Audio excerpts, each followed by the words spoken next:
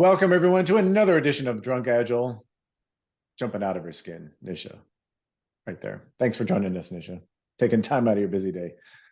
You get Nisha, you get Prateek. Prateek, say hi, everybody. Hello, hello everyone. And my name's Daniel. This one's for Phil. Hopefully, Phil, we're on the right side of our configuration here. So thanks for pointing that out. Prateek, what are you drinking? It's wheated bourbon time. It's Weller Full Proof, 57%. Just probably my favorite wheated bourbon. Yeah. Still working through my Akantoshan cask fill. Every time I think I've got this thing licked, I don't know, it just keeps coming back. This is 57% as well. Sherry, I mean, if you like a sherried whiskey, this is your drink. So anyway, cheers everybody. Thanks for joining us. Cheers, folks. Overwhelming response from one of our last videos about blocker policies. So we're going to talk about WIP limits. No, John. we're going to talk about blocker policies. Prateek, start us off. Where does the discussion around blocker policies begin? Yeah, the very first thing in terms of blocker policies that we need to figure out is when should we consider something blocked? Like that's basic. When is something blocked? What is our policy around saying this thing has waited X amount of time or is likely to wait X amount of time, so we should block this? That's question number one. What is that time limit? Is it okay if I'm going to a meeting for half an hour to block this card? Is it okay if I'm going to a meeting for 2 hours to block this card? If I'm going to be out the entire day, should it be blocked? Or if the people we need for this are going to make us wait for 2 days, what is that minimum time frame that something cannot make progress that we call it blocked? And that may seem trivial, but that actually requires a little bit more thought than people might think. The example I love to give is, let's say you and I are working on something, and it's say 2:00 in the afternoon, and I need your help, and you're not around, and so I send you an email and say, "Hey, Prateek, can you help me with this thing?" And you don't answer immediately. Is that item blocked? Yeah. If I don't hear from the end of the day, is that item blocked? By the next day's stand-up or daily scrum, I haven't heard from Prateek. Is that item blocked? So I mean, and like you said, going off to a meeting. So there's that. It's deceptively simple, but yet you can't start unless you know. Deceptively hard. Maybe, yeah, exactly. But you can't begin a blocker conversation without saying, "Hey, knowing when you're blocked. What does it even mean for something to move?" Okay, so now we've decided that, Prateek. We've decided what does blocked mean. What now? Where does the conversation go from there? Yeah, so we, at least when Dan and I are talking about blocked, we're talking about this in the context of Kanban systems, at least. I mean, at minimum, that's what we're talking about, which means that there is some WIP enforcement in place, whether it's a WIP limit or a con WIP system, whatever that is. Some way we are limiting WIP. The next question we have to ask is, how long does this blocked item continue to count against our WIP? How long does it take up WIP on our board? Again, as Dan said, that could be a very interesting and nuanced conversation based on the kind of blockage this is. You are on mute. There's a subtlety. Thank you. I'm drunk already. There's a subtlety. There's a nuance to what Prateek just mentioned there. And what we're saying is, unless you have a really good reason otherwise, which, by the way, you don't, but unless you have a really good reason otherwise, by default, when something gets blocked, it still counts against your work in progress limit. Yeah. It's not, oh, hey, this thing's blocked, and so we pull something in. This is the danger of the blocked column. This is why having a blocked column is such an anti-pattern. Were you going to say something about that? I have to jump in here because this is a question I usually ask when I am teaching our regular Kanban class. Should there be a block column? And the last time I did this, I literally asked people to go to the Wikipedia page for Kanban software development and the example board there has a blocked column. Yeah. I don't know who I need to talk to get all that. Hey, I've tried to get that page changed, I think Well, like you got banned. 20 times. Yeah, something out of it. Yeah. Apparently, if you speak the truth, they don't want it on Wikipedia. Yeah. So, you know. So, Anyway, that's a different drunk agile episode. Okay, so the subtlety there is by default, when something gets blocked, you should have it count against the work in progress limit. But now the question becomes, well, okay, does it stay on there forever? So what are some criteria that we might consider around, well, how long do we have it stay against our work in progress limit? I mean, do you have some thoughts about that? I mean, for my teams at least, it kind of it probably depends on what our cycle time usually looks like anyway, and like how long do we is it okay for something to age, or also and also not or and also what kind of a signal are we trying to derive from this thing? Are we trying to say that that this keeps happening over and over again, so let's let it age so that it comes up at a higher level to say, look, this thing has aged 20 days. Meanwhile, we get things done in 5 days or less, and it's because of this external thing. Can someone help us solve this? It depends on what kind of signal we're trying to derive from that blocked issue.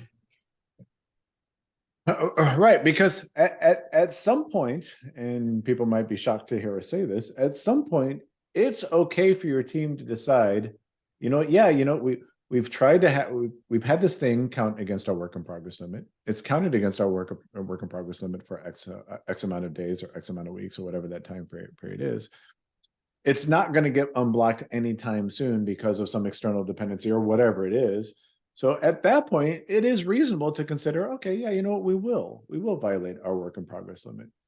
The point is that that's probably the second or third option rather than the first option that most teams take, especially if you have a blocked column, right? We're going to say something about that. Well, I was going to say it should be an exception, not the rule. That you say, okay, this doesn't count against our whip limit anymore. Let's pull in the next thing. It should be an exceptional circumstance, and that is that second level of block. What is that exceptional circumstance? Right. Okay, which brings us to kind of our third one. So we've decided, hey, you know what? This is that exceptional circumstance. And we've decided to violate our work in progress limit because we know, hey, this thing's not going to get unblocked for X amount of days or X amount of weeks or whatever. Is that it? Or are we done? Or is there yet another thing to consider? And actually, your wife has some experience with this next thing that we're going to talk about. So, absolutely. Spoiler alert. Spoiler alert. We can go so many places with this. Yeah. But the third level of blocked is, at what point do we just go, we can't just wait around watching this thing age, or we can't just wait around waiting for someone to come back to this. We're just going to throw this out of the system. Maybe this thing is not as valuable as we initially thought, and having it be blocked for that long is telling us that if no one's yelling about this, if nothing's getting resolved, then probably isn't as valuable as we initially thought. Let's just throw this thing out of our system. Why is this taking up space on our board? Why does this count as inventory? Let's just throw this out of the system. And an example of that is as Dan alluded to. My wife used to manage a support team, a tier 3 support team, and very often they would create a solution for a problem that came in from a customer, hand it back to the customer, and say, hey, can you verify this for us? We don't want to close this ticket till you have verified that this is actually fixed. The funny thing about customers is when the problem is fixed, they don't want to call you anymore. When there's a problem, they want to call you all the time. When it's fixed, they don't want to call you. So they would never hear back, and that ticket would just sit there, aging, blocked, waiting for a customer to respond. So they eventually came up with a policy that said, if it's been 30 days and they haven't responded, we're just throwing this out of the system. We're closing this thing out and saying, if you come up with a problem again, you're going to go back in the queue instead of us just picking it up immediately. So yeah, that's that third level of block. When do you throw it out of the system? Again, Dan, you are muted. Stupid mic. It's the mic that's stupid. Did you see that? It's the Yeah, mic. yeah. Yeah. In fact, I should have let you go on, but then people listening to this on just the audio version would not get it. What was I going to say? Okay, so what I want to I want to review, and maybe kind of tie this all together, and maybe give just a few more pointers, and then wrap it up because we've been talking too long and I can't figure out my mic. Okay, blocker policy number 1. What does it even mean to be blocked? If you have, as a team, if you have not discussed this, you need to discuss that first. No point in even going any further about talking about optimal blocker policies if you don't even know what it means for something to be blocked. Oh yeah, and then by the way, part of that deciding what does it mean for something to be blocked is how are you visually going to communicate that blockage? If you're using something like Jira, if you're using something like Trello, if you're using something like whatever, a whiteboard, how are you visually communicating that blockage and potentially tracking that data?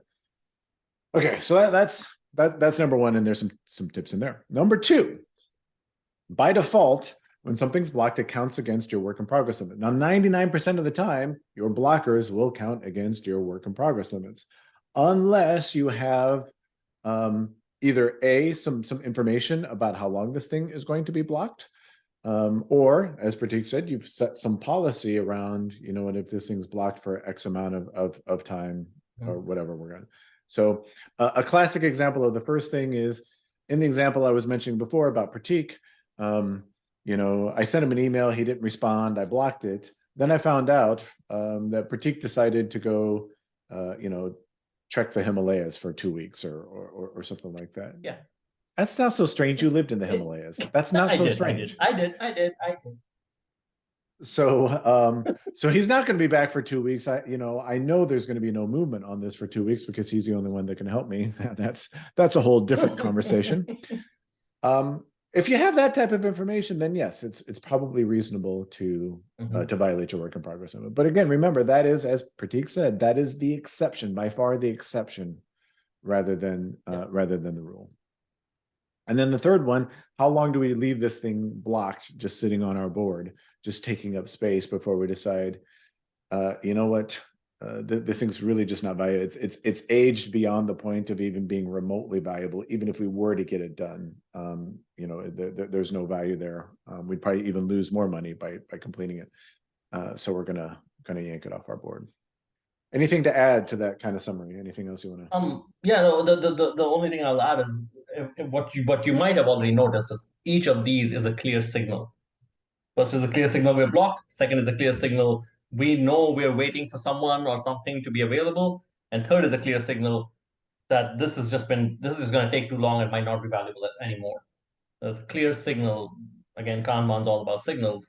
There's a clear signal that something is happening with this item. So there you have it. What do you think? Do you agree? What did we miss? Any other thoughts in terms of blocker policies? We'd love to hear from you. This is where we get our topics, or one of the places we get our topics. And so please leave us a comment in the comment section of the videos. We look through to reading through all of those and ignoring them as much as we can. So for Nisha, she's gotten a little bit more excited. Her ears are perked up. So for Nisha, for Prateek, this is Daniel saying thanks so much for joining, and we will see you in the next episode. Good night, everyone.